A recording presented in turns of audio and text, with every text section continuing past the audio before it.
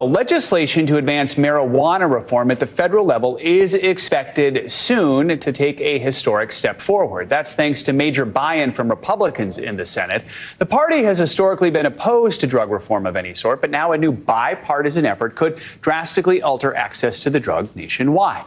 NBC News congressional correspondent Julie Surkin's been reporting on this. Julie, so we'll get to the politics in a moment, but first, this is just something that has gradually changed over time. First medicinal marijuana, then recreational marijuana. State by state, we've seen some of these changes. But this bill, how would it impact legal marijuana businesses? Could it open the door to federal legalization in the future?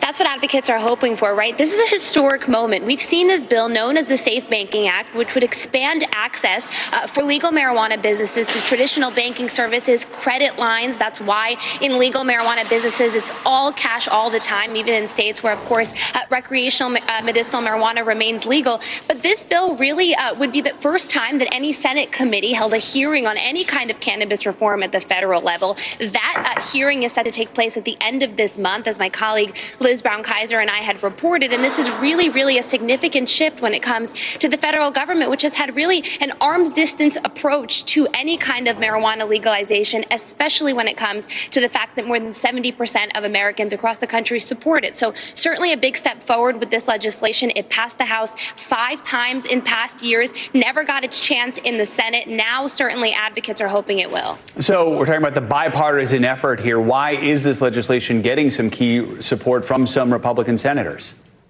Well, remember, 40 states and the District of Columbia have legalized some form of use of marijuana. Certainly, that's putting pressure from constituents on lawmakers, even in a state, let's say, like Alabama, where recreational weed is not legal, right? It's only medicinal. But in the case of Senator Tommy Tuberville, for example, who supports this bill, he was going to co-sponsor it formally, then did an about-face on that because of pushback he got from law enforcement officials, from other conservatives in his state. He's supporting it, though, because of the access it would give to small banks, community banks, to these legal businesses. Also because of the rise in crime. These are cash-heavy businesses. They are operating with large sums of cash in their businesses, traveling with it as well, very far distances in some cases to deposit it at banks that will work with them. Well, they've seen an increase of robberies because of that. So Republicans have been hearing from law enforcement officials in their states who want them to do more on this issue. And by the way, all of these legal business owners are contending with a patchwork of laws around the country. That's something I saw firsthand when I went to Montana earlier this year, a conservative state